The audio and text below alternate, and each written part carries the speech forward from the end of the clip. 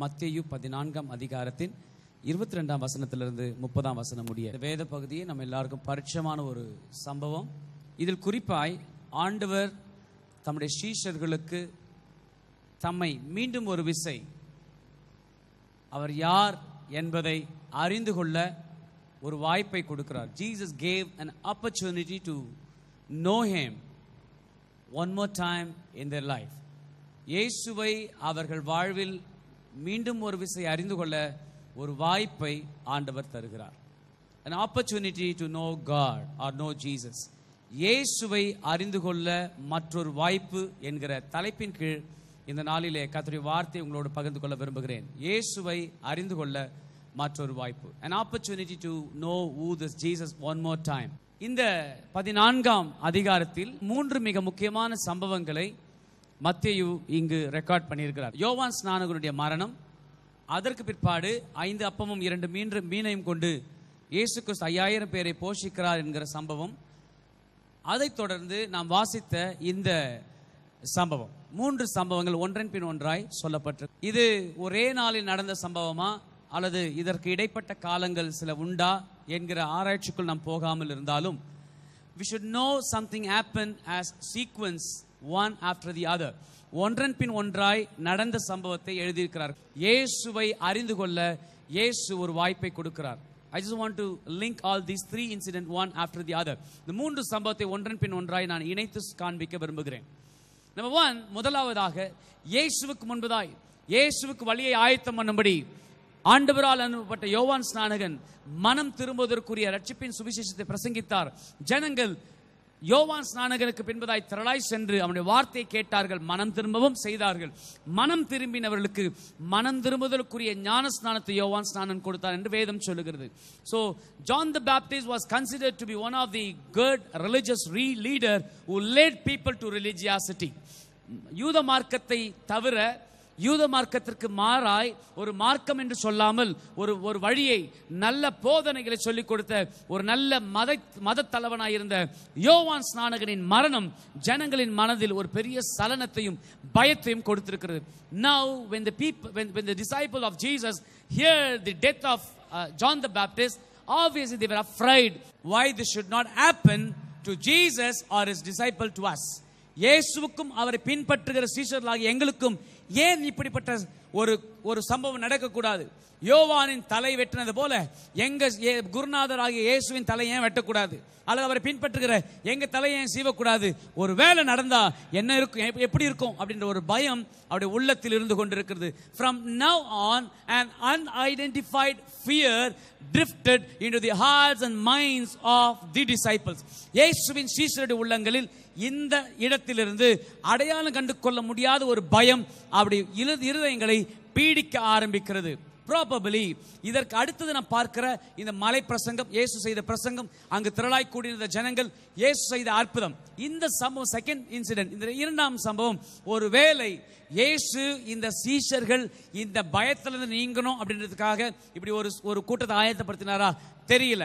Probably there should be a link between these 2 incidents. இந்த 2 சம்பவங்களுக்கு நடுவில் ஒரு சின்ன கனெக்ஷன் இருக்கிறதுக்கு வாய்ப்பு இருக்கிறது. This incident gave them a kind of a hope or confidence on Jesus, but yet fear was not taken away. இந்த 2ஆம் சம்பவம் அவர்கள் பின்பற்றின அவர்களுடைய தலைவனாம் குருவாம் இயேசுவின் மீது நம்பிக்கையை கொடுத்ததே தவிர அவருடைய உள்ளங்களில் இருந்த பயத்தை நீக்கவில்லை. அதை நாம் பின்வரும் அடுத்த சம்பவத்தில் புரிந்து கொள்ள முடியும். யோவான் ஸ்நானகனின் மரணம் அவருடைய உள்ளத்தை அதிர வைத்திருக்கிறது. 3வது சம்பவத்தை நாம் பார்க்கிறோம். தம்முடைய சீஷர்கள் படவில் ஏறி தமக்கு முன்னே அக்கறை போகும்படி அவர்களை துரிதப்படுத்தினார். 22ஆம் வசனத்தின் கடைசி பகுதியிலே அக்கறைக்கு போகும்படி அவர்களை துரிதப்படுத்தினார். அவர்கள் அக்கறைக்கு போகும்படி அவர்களை துரிதப்படுத்தினார். Jesus hurried them up. அவங்களை வேகப்படுத்தி போங்க போங்க போங்க போங்க கிளம்புங்க அப்படின்னு சொன்னார். என்ன காரணம்? There are so many reasons given, but அது விஷயம் இல்லை. Probably a reason should be this, like இருட்டு மங்கி போறதுக்கு முன்னாடி என்ன பண்ணுங்க, போயிடுங்க அப்படின்னு சொன்னாரா அப்படின்ற நிறைய விவரங்கள் இருக்கிறது. இப்ப இதுக்கு முன்னாடி அடுத்த சாயங்காலம் இயேசு தனித்தனி ஜெபிக்கும்படி போகிறார். இப்ப இந்த சம்பவத்தை இப்படி புரிஞ்சுடுவோம். இந்த பக்கம் கப்பல் படகு கிளம்புது. படகுல 12 சீஷர்கள் ஏறிட்டாங்க. அந்த 12 சீஷர்களோட 12 கூட போகுது. இவங்க இப்படி கிளம்புறாங்க. இயேசு அடுத்த பக்கம் போய் என்ன பண்றார்? மலையில் ஏறி ஜெபிக்கும்படி போகிறார். Jesus went to pray. இயேசு தம்முடைய ஊழிய நேரங்களில் பல நேரங்களில் பல சமயங்களில் he prayed. அவர் ஜெபித்தார் நிறைய இடங்களில் பார்க்கிறோம். அதில் குறிப்பாய் இயேசு தனித்திருந்து ஜெபித்தார், மலையில் மேல் ஏறி ஜெபித்தார் அப்படின்னு சொல்லி இன்னும் ஸ்பெசிஃபிக்கா பார்க்கிறோம். the next step when Jesus prayed அப்படின்னு சொல்லி இன்னும் யதார்த்தமாய் நாம் இன்னும் டீடைலா பார்க்க போனா, Jesus when Jesus was arrested, இயேசு கைது செய்யப்படுவதற்கு முன்பதாய், கல்வாரி சிலுவையில் அறையப்படுவதற்கு முன்பதாய் இயேசு கெத்செமனே தோட்டத்தில் போய் என்ன பண்ணார்? ஜெபித்தார் அப்படின்னு பார்க்கிறோம். Probably Jesus had a regular practice of prayer, but at the same time Jesus prayed earnestly when there was a problem, when there was a crisis. இயல்பா இயேசுக்கு ஜெபிக்கிற பழக்கம் இருக்கும். அதிலும் குறிப்பாய் ஏதோ ஒரு பிரச்சனை, ஏதோ ஒரு சூழல், ஏதோ ஒரு நெருக்கடி இருக்கும்போது இன்னும் அதிகமாய் அவர் ஜெபிப்பது வழக்கமாய் இருந்திருக்கும்.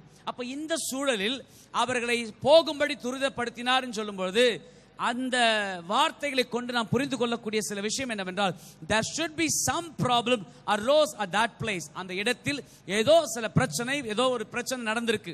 இந்த பிரச்சனை என்னன்றது நம்ம டீடைல் இந்த பர்టిక్యులர் பேசேஜில் கொடுக்கப்படவில்லை. But there was a problem. அங்க ஏதோ சில பிரச்சனை இருக்கு. அப்ப இந்த பிரச்சனை நேரத்தில் இயேசு தம்முடைய சீஷர்கள் அவளோடு இருந்தால் இது சாத்தியம் இல்லை, நல்லா இருக்காதுன்னு அறிஞ்சதுனால அவளை போகும்படி துரிதப்படுத்தினாரோ என்னமோ தெரியல. But they all were in a problem. அவர் எல்லாருமாய் பிரச்சனைக்குள் அகப்பட்டிருக்கிறார். சீஷர்கள் யோவானின் மரணத்தை கேள்விப்பட்டு அதிர்ந்து போயிருக்கிறார்கள். இயேசு அற்புதம் செய்த பொழுது இயேசுவின் அற்புதத்தை பார்க்கும்போது, yes our hero is good, நாங்கள் பின்பற்றுகிற ஹீரோ ஓகே குட், நல்லா தான் இருக்கிறார். ஆனா யோவான் ஸ்நானனே கொண்டு போட்டானுங்களே, இந்த இயேசுவை விட்டா வைப்பானுங்க அப்படின்ற ஒரு பயம் உள்ளுக்குள்ள இருந்துகிட்டே இருக்கு. Jesus want to give an opportunity to his disciples to know who he is. இந்த இயேசு யார் என்பதை சீஷர்கள் அறிந்து கொள்ளும்படி இயேசு மீண்டும் ஒரு வாய்ப்பை தருகிறார். இன்றைக்கு நான் உங்களை பார்த்து அன்பாய் சொல்ல விரும்புகிற வார்த்தை இதுதான். we all know Jesus. நமக்கு எல்லாருக்கும் இயேசுவே தெரியும். we all know Jesus. தெரியுமா தெரியாதா? எல்லாருக்கும் தெரியும். we love him, we worship, அவரை நேசிக்கிறோம், அவரை ஆராதிக்கிறோம், பின்பற்றுறோம். everything is good. ஆனால் நாம் ஒன்றை புரிந்து கொள்ள வேண்டும். when things goes wrong, நாம் எதிர்பாராமல் நம்முடைய வாழ்க்கையில் பிரச்சனைகள் வரும்போது, போராட்டம் வரும்போது, சூழ்நிலைகள் மாறும்போதெல்லாம் நாம் நினைக்கிற, நாம் மனதில் கொள்ளுகிற ஒரு பெரிய தவறான எண்ணம் என்னவென்றால், ஆண்டவர் நம்மளை நேசிக்கல போல, ஆண்டவர் நம்மளை வெறுக்கிறார் போல, ஆண்டவர் நமக்கு உதவி செய்ய மாட்டார் போல, ஆண்டவர் நம்மளை கைவிட்டார் போல அப்படின்னு சொல்லி பல காரணங்களை சொல்லி we divide ourselves from God. ஆண்டவரையும் நம்ம தனித்தனியா பிரிச்சு பார்க்க விரும்புகிறோம். பிரிச்சு பார்க்கவும் செய்யறோம். ஆனால் நாம் ஒன்றை புரிந்து கொள்ள வேண்டும். every time you face a crisis in your life, understand that God is giving you an opportunity to know him more. உன் வாழ்வில் ஒவ்வொரு முறையும் ஒரு பிரச்சனை வரும்போதோ, நெருக்கடி வரும்போதோ, சோதனைகள் வரும்போதோ நாம் ஒன்றை தெளிவாய் அறிந்து கொள்ள வேண்டும். இயேசு அவரை இன்னும் நான் அறிந்து கொள்ள எனக்கு ஒரு வாய்ப்பை கொடுக்கிறார். ஆக கர்த்தர் எனக்கு அனுமதித்த இந்த பிரச்சனைக்காக ஸ்தோத்திரம். எத்தனை பேர் சொல்ல போறீங்க? சொல்லுங்க பாப்போம். ஆமென். பக்தன் சொல்லுகிறான், உபத்திரவப்பட்டது, சொல்லுங்க, உபத்திரவப்பட்டது, அடி வாங்கினது, உத வாங்கினது. நான் சொல்லுவேன் நல்லது நல்லதுன்னு சொல்லிட்டே இருக்கணும். நீங்க உபத்திரவப்பட்டது, அடி வாங்கினது, உத வாங்கினது, தோத்து போனது, நல்லதுன்னு சொல்ற மட்டும் கை தட்டி சொல்ல போறீங்க. உபத்திரவப்படுவது நல்லது, உபத்திரவப்படுவது. ஆமென். ஏன் வேற ஒண்ணும் இல்ல. the Lord gives you an opportunity to know him one more time. இன்னும் ஒரு விசை அல்லது இன்னும் அவரை அறிந்து கொள்ள ஒரு வாய்ப்பு. எத்தனை பேர் ஆமென் சொல்ல போறீங்க இந்த வார்த்தைக்கு? இன்னைக்கு as I proceed my preaching, என் பிரசங்கத்தை நான் தொடர now you're going to identify. இன்னைக்கு அப்படியே லைனா எழுதி வச்சு சொல்ல போறோம். இந்த ஆப்பர்ச்சுனிட்டி எதுக்கு ஆண்டவர் கொடுத்திருக்கிறார்? அவரை இன்னும் அறிந்து கொள்ள. at this point இதுவரை சீஷர்கள் கண்டது என்ன? Jesus can feed 5,000. 5,000 ஆண்கள் பிளஸ் பெண்கள் எல்லாரும் சேர்த்து ஜீம்பூம்பான் பண்ணி என்னவா ஆக்குவாரு? எல்லாருக்கும் மல்டிபிள் பண்ணி கொடுப்பாரு. இதுவரை அவங்க அறிஞ்சுக்கிட்ட விஷயம் யார்? சீஷர்கள். அப்பத்தை மீனை ஆசீர்வதித்து என்ன பண்ணுவார், சாப்பிட கொடுப்பார். இதுவரை this is all they know, இதுதான் அவங்களுக்கு தெரியும். இப்போ இதுக்கு அடுத்த ஸ்டெப்ல Jesus allows a wind to blow into the life. அவருடைய வாழ்விற்குள் ஒரு காற்று வீச, கடல் கொந்தளிக்கும் ஒரு சூழலை அவர்களுக்கு அனுமதிக்கிறார். இப்போ இங்க இயேசு அவர்களை அனுப்பிவிட்டு இந்த பக்கம் இயேசு ஜெபிக்க போகிறார். அந்த 4ஆம் மணி வேலைன்னு சொல்லும்போது இயல்பாய் இந்த காலத்தை 9லேருந்து 10, 10லேருந்து 12, 12லேருந்து 3, 3லேருந்து 9 மணி 4 டிவிஷனாக பிரிப்பாங்க. அப்போ இந்த வசனத்தின்படி 4ஆம் ஜாமத்தில் அப்படின்னு சொல்லும்போது ஏறக்குறைய 3 மணிக்கு அப்புறமா இயேசு கடலின் மேல் நடந்து வருகிறார். அதுதான் அந்த சம்பவத்துடைய விளக்கம். சாயங்காலம் சொல்லும்போது இயேசு ஜெபிக்க போகும்போது சாயங்காலம் போயிட்டாரு. அப்போ இந்த சீஷர்கள் எவ்வளவு நேரம் டிராவல் பண்றாங்கன்னா probably few hours, சில மணி நேரங்கள் சீஷர்கள் கடலில் பிரயாணம் பண்ணி கொண்டிருக்கிறார்கள். சீஷர்கள் பல மணி நேரம், not few minutes, few hours, சில மணி நேரம் அவர்கள் பிரயாணம் பண்ணி கொண்டிருக்கிறார்கள். அவர் ஜனங்களை அனுப்பிவிட்ட பின்பு தனித்து ஜெபம் பண்ண ஒரு மலையின் மேல் ஏறி சாயங்காலம் ஆன பொழுது அங்கே தனிமையாயிருந்தார். left everybody out, எல்லாரையும் போக சொல்லிட்டாரு. அது ஈவினிங் ஜீசஸ் stayed alone, தனியா அங்க இருந்துட்டு இருக்கிறார். இயேசு கூட ஏதாவது டிசைபிள்ஸ் இருந்தா மாதிரி இங்க வசனம் சொல்லுதா?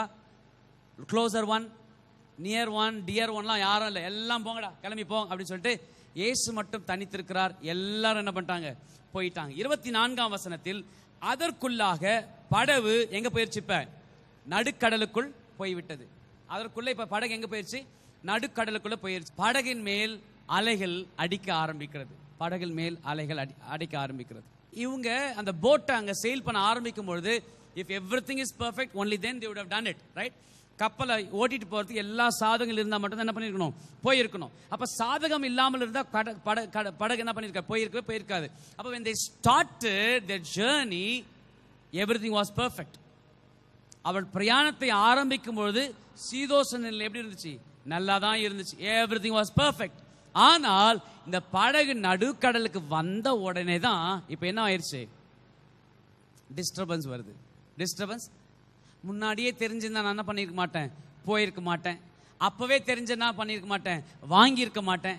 அப்பவே தெரிஞ்சதா என்ன பண்ணிருக்க மாட்டேன், இந்த ஆளை கல்யாணமே பண்ணிருக்க மாட்டேன் சொல்லிடுறாங்களே நிறைய பேர். If I would have known it before, முன்னாடியே தெரிஞ்சிருந்தா இதெல்லாம் செஞ்சிருக்க மாட்டேன். நமக்கு என்ன, ஆண்டவர் அப்படிப்பட்ட நல்ல விசேஷ தீர்க்கதரிசன ஆவியா கொடுத்துருக்கிறாரு, கொடுக்கலையே. நிறைய நேரங்களில் if you know it before, முன்னாடியே தெரிஞ்சிருந்தா சொல்லி we talk about the beginning, ஆரம்பங்களை நாம் பார்க்கிறோம். நான் ஒன்றை புரிந்து கொள்ள வேண்டும், Jesus knows every beginning and its end. இயேசுவுக்கு எல்லாவற்றின் ஆரம்பமும் அதன் முடிவும் தெரியும். எத்தனை பேர் ஆமென் சொல்றீங்க, சொல்லுங்க. எத்தனை பேர் ஆமென் சொல்றீங்க?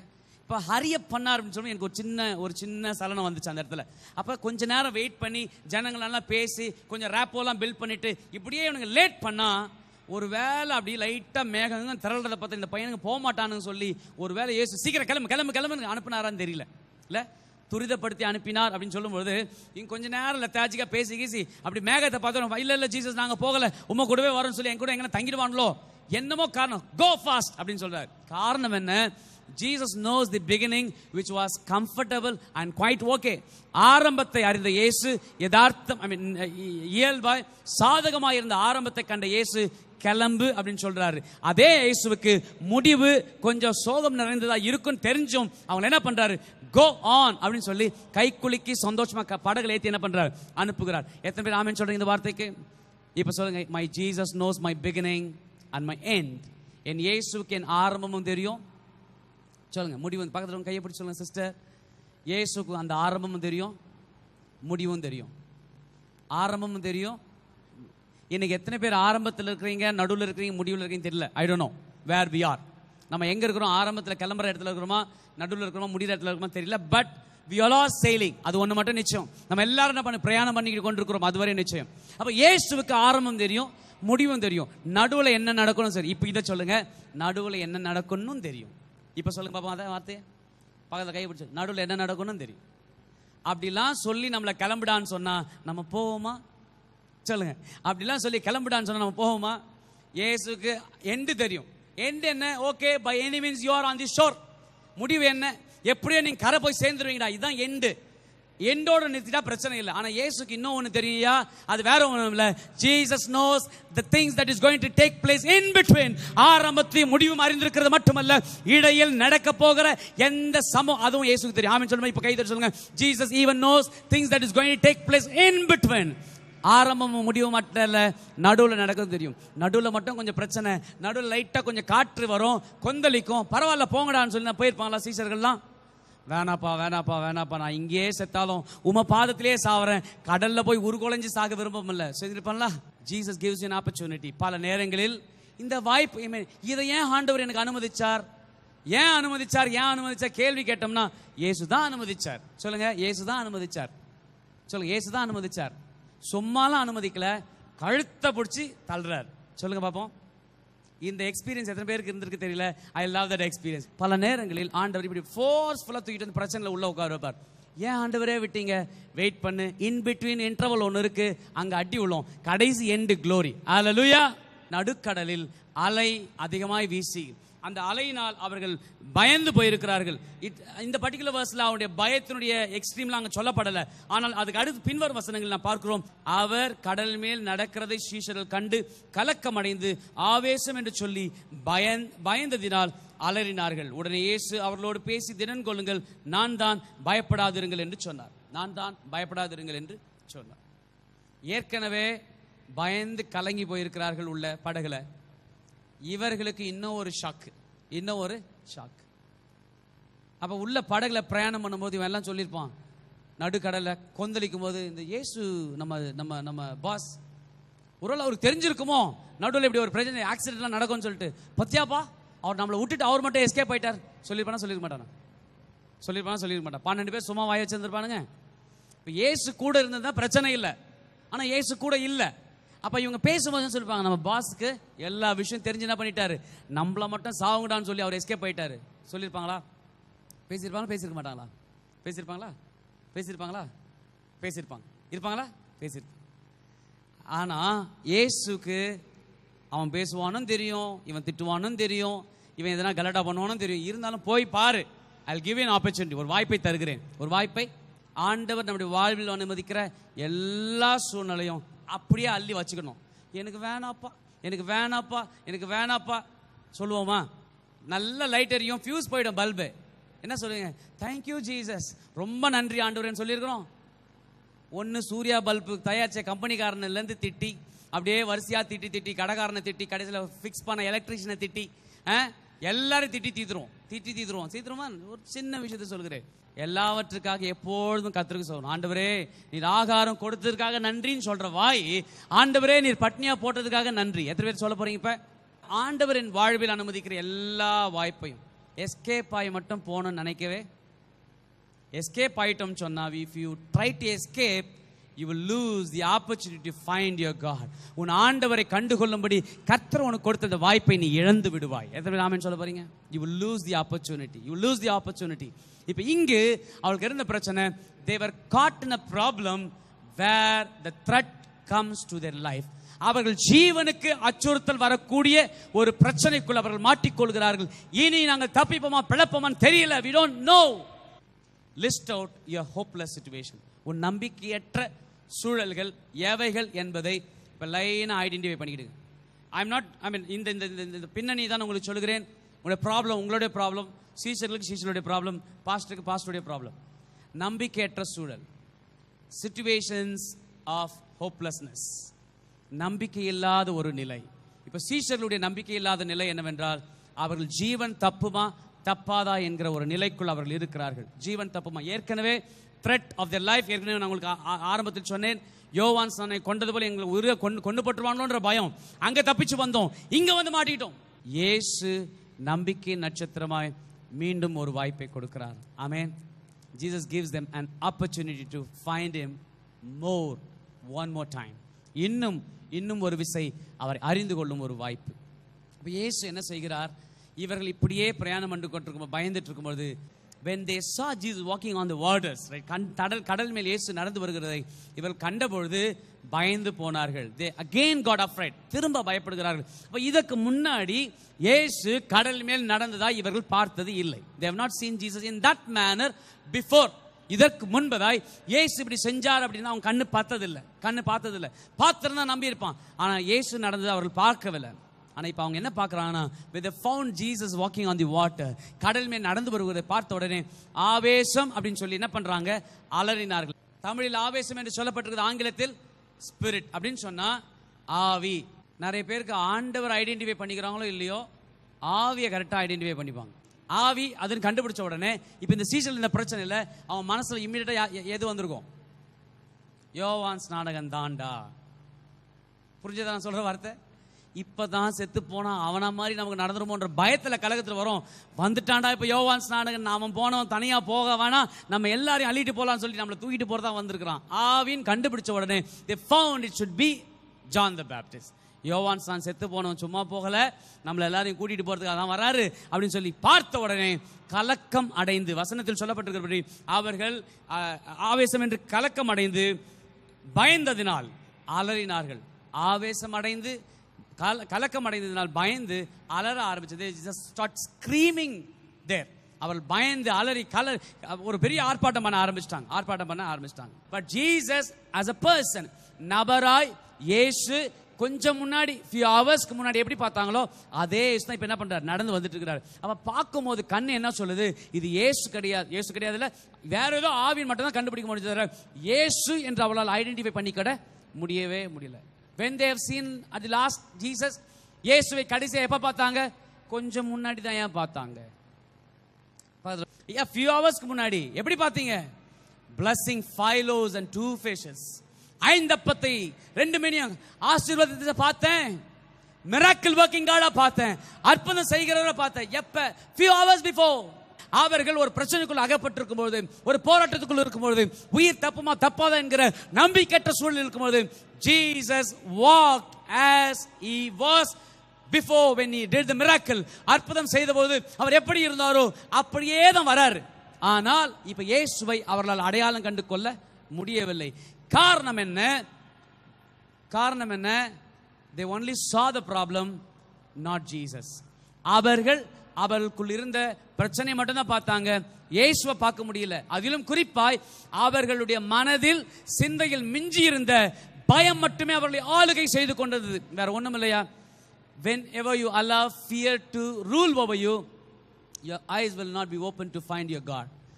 பயம் உன்னை ஆளுகை செய்யும் பொழுது, எவ்விதமான பயமா இருக்கு, what ever fear it is, உயிரை குறித்த பயமா, வேலை குறித்த பயமா, பணத்தை குறித்த எனி ஃபியர், எந்த பயமா இருக்கட்டும், what ever fear that is, எந்த ஒரு பயமா இருக்கட்டும், any fear that rules you will not allow you to find your God.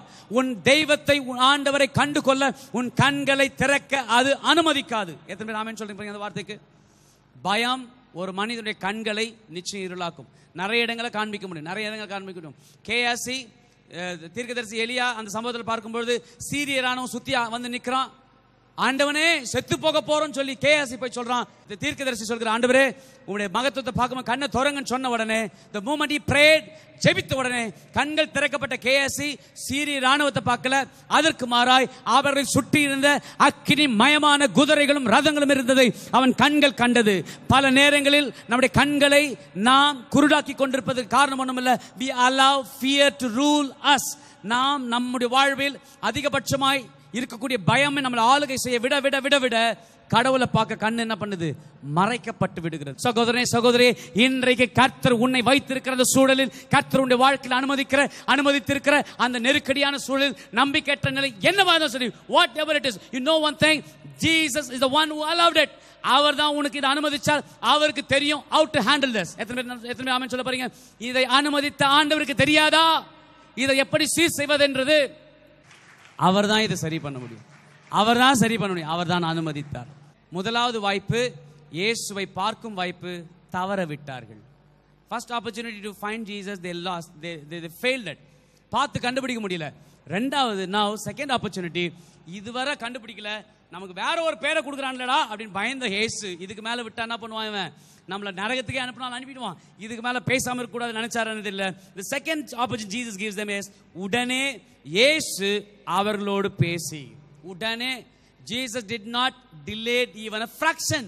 ஒரு வினாடி கூட இயேசு தாமதிக்காமல் உடனே பேசுகிறார். இதுக்கு மேல பேசாம இருந்தா ஆண்டவர் அங்க பேசாம இருக்க முடியாது என்ற நிர்பந்தம் வந்த உடனே ஜீசஸ் immediately spoke, பேசுகிறார். பேசி சொல்கிறார், இயேசு அவர்களை நோக்கி அவர் பேசி, திடன் கொள்ளுங்கள், நான் தான், பயப்படாதிருங்கள். spoke to them and say, be of good cheer, don't be afraid. இந்த சத்தம் இங்கே கேட்ட மாதிரி இருக்கேன்னு எல்லாருக்கும் கேட்கல, ஒருத்தருக்கு மட்டும் தான் கண்டுபிடிக்கும். அதுக்கப்புறம் திடன் கொள்ளுங்கள், பயப்படாதீங்க, நான் தான் அப்படின்னு சொல்லி இயேசு சொன்ன உடனே இந்த வார்த்தையை கேட்ட மாத்திரத்தில் அவர் பேதுரு அவரை நோக்கி, ஆண்டவரே நீரே ஆனால் நான் ஜலத்தின் மேல் நடந்து உம்மிடத்தில் வர கட்டளை இடும். 12 சீஷர்கள் இருக்கிறார்கள், 12 பேர் பேசல, இம்மீடியட்டா பேசின ஒரு ஆள் மட்டும்தான். இயேசு சொல்கிறார் வா. இயேசு சொல்கிறார், இயேசுன்னு கண்டுபிடிச்ச உடனே he did not delay anymore. I want to come with you Jesus. Hallelujah. உம்மை போல நான் என்ன பண்றேன், நடந்து உம்மை கிட்ட வர்றதுக்கு ஆசையா இருக்கு. The second opportunity that Jesus gives you is he speaks to you. பல நேரங்களில் நம்முடைய பிரச்சனைகளில் இயேசுவை கண்டுபிடிக்க முடியல. காரணம் என்ன?